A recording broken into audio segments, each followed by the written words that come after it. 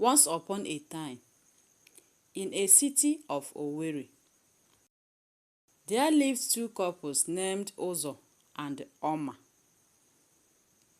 After cleaning their house on Saturday, the wife saw her husband sitting quietly in the garden. She got concerned and decided to ask him, "Honey, why are you sitting quietly in the garden?" Husband: "I'm thinking about the confession Mr. John made last week in the church. It's making me uncomfortable," the husband said. "What is it?" the wife asked.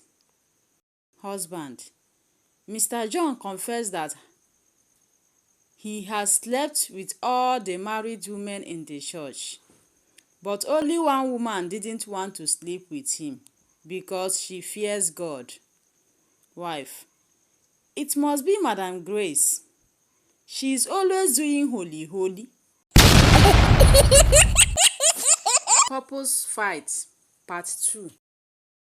A woman woke up at night to find that her husband was not in bed. She put on her dressing gown and goes downstairs to look for her husband. She finds him sitting on the kitchen table with a hot cup of coffee in front of him. He appears to be in deep thoughts, just staring at the wall. She watches as he wipes tears from his eyes and took a sip of his coffee. "What is the matter, dear?" she whispered as she stepped into the room. "I am just remembering when we first met 20 years ago and started dating. Do you remember back then?"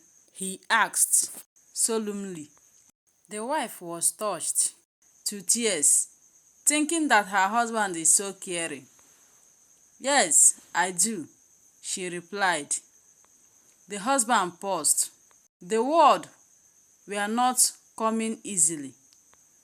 "Do you remember when your father caught us in my car?" "Yes, I remembered," said the wife. The husband continued. "Do you remember when he shoved the shotgun at my face and said, 'Either you marry my daughter or I will send you to jail for 20 years.